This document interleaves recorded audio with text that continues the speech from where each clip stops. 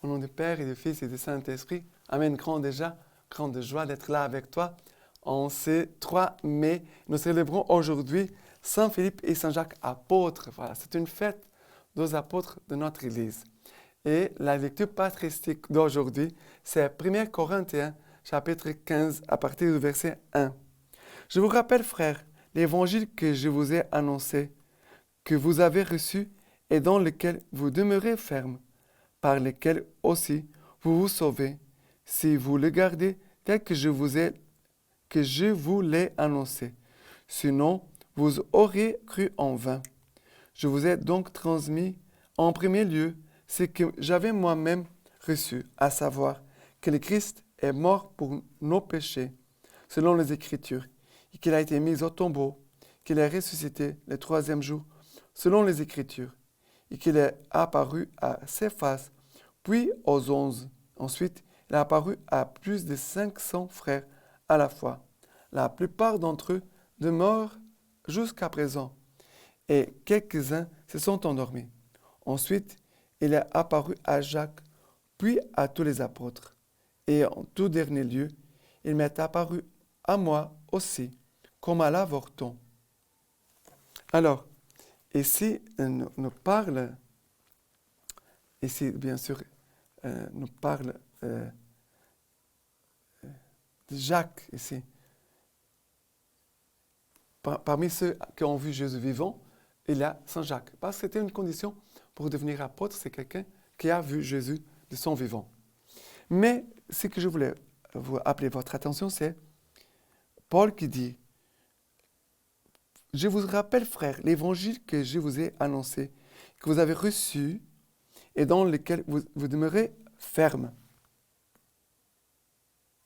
par lequel aussi vous vous sauvez si vous le gardez tel que je vous l'ai annoncé.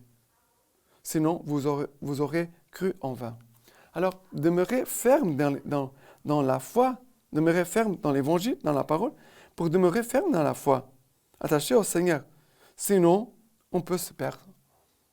Je dois dire ici, c'est Saint Paul, par lesquels vous aussi vous vous sauvez, si vous le gardez tel que je vous l'ai annoncé.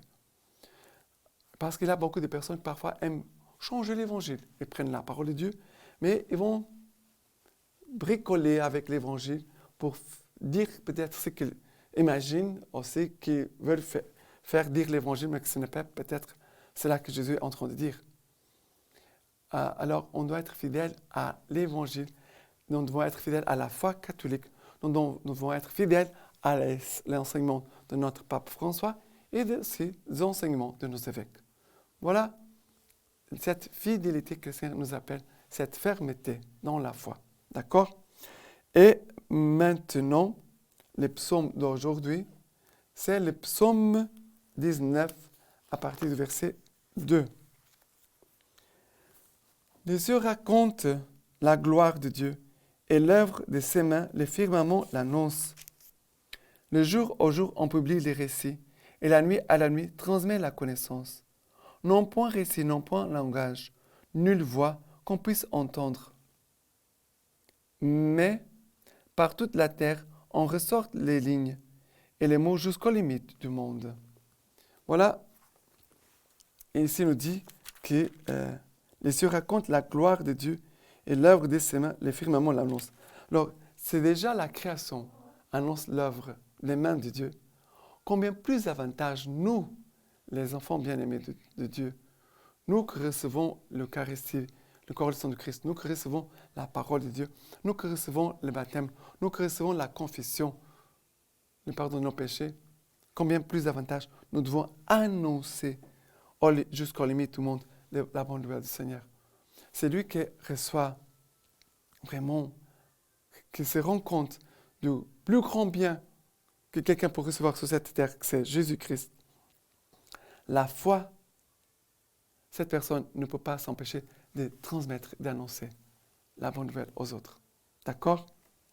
Et maintenant, l'évangile d'aujourd'hui, c'est Jean chapitre 14, à partir du verset 6.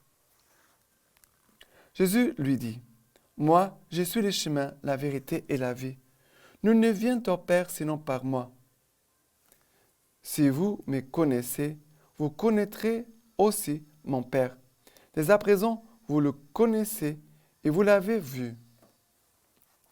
Philippe lui dit, Seigneur, montre-nous le Père, et cela nous suffit. Jésus lui dit, voilà, c'est longtemps que je suis avec vous, et tu ne me connais pas, Philippe. Qui m'a vu a vu le Père. Comment peux-tu dire, montre-nous le Père? Ne crois-tu pas que je suis dans le Père et que le Père est en moi? Les paroles que je vous dis, je ne les dis pas de moi-même, mais le Père demeurant en moi fait ses œuvres. Croyez en moi. Je suis dans le Père et le Père est en moi. Croyez de moi à cause des œuvres même. En vérité, je vous le dis, celui qui croit en moi fera lui aussi les œuvres que j'ai faites. Il en fera même les plus grandes, parce que je vais vers le Père. Et tout ce que vous demanderez en mon nom, je le ferai, afin que le Père soit glorifié dans le Fils. Si vous me demandez quelque chose en mon nom, je le ferai. Alors, ici, nous trouvons aussi Philippe ici, dans l'Évangile, Philippe, qui va demander, Seigneur, montre-nous le Père, et cela nous suffit. Et c'est vrai, c'est la chose plus importante. Jésus, montre-nous le Père, et cela nous suffit. De connaître Dieu, notre Père, de connaître Jésus, et Jésus vient nous révéler le visage du Père, les paroles du Père, la communion avec le Père. Jésus est le chemin, la vérité et la vie qui nous conduit vers le Père. Nul ne vient au Père sinon par moi. C'est là que Jésus désire, de nous conduire vers le Père, dans cette communion avec le Père. Parce que lui, il dit, mais le Père demeurant en moi, fait ses œuvres. Le Père veut demeurer aussi en nous. Et Jésus veut vraiment nous faire comprendre que lui demeure dans le Père, qui m'a vu avec le Père, que je suis dans le Père, que le Père est en moi. Ne crois-tu pas que je suis dans le Père et que le Père est en moi? Voilà. Ici, cet évangile est rempli de la présence du Père. C'est le Père qui nous soutient, qui nous donne la force et le courage. Jésus, dans toute sa vie, Jésus est accompagné par la présence du Père. Nous voyons Jésus sur la montagne en train de prier le Père avec le Père. D'accord? Et tout ce que vous demanderez en mon nom, je le ferai, afin que le Père soit glorifié dans le Fils. Si vous me demandez quelque chose en mon nom, je le ferai. Alors, il faut que nous demandons des choses, de prier en demandant au Seigneur par le nom de Jésus-Christ. D'accord? Et maintenant, la lecture patristique d'aujourd'hui. Les apôtres, ces termes signifient envoyer. Et dans chaque cité, ils fondèrent des églises, les apôtres, auxquelles, dès lors, des autres églises empruntèrent la bouture de la foi et la semence de l'enseignement. Tout doit nécessairement être caractérisé par l'origine. Voilà pourquoi tant de ces grandes églises ne sont que l'église primitive dont toutes procèdent. Elles sont toutes primitives, toutes apostoliques, puisque toutes sont une. Pour attester cette unité, elles se communiquent la paix, elles échangent le nom des frères et se rendent les devoirs de l'hospitalité. Ces lois ne sont pas nulle autre raison que la tradition unique d'un même mystère.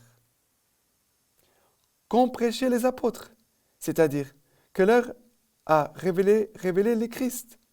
Cela ne doit pas être prouvé autrement que par ces mêmes églises que les apôtres ont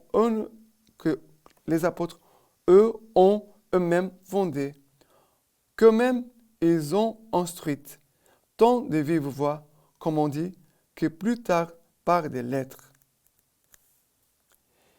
Voilà la lecture patristique d'aujourd'hui.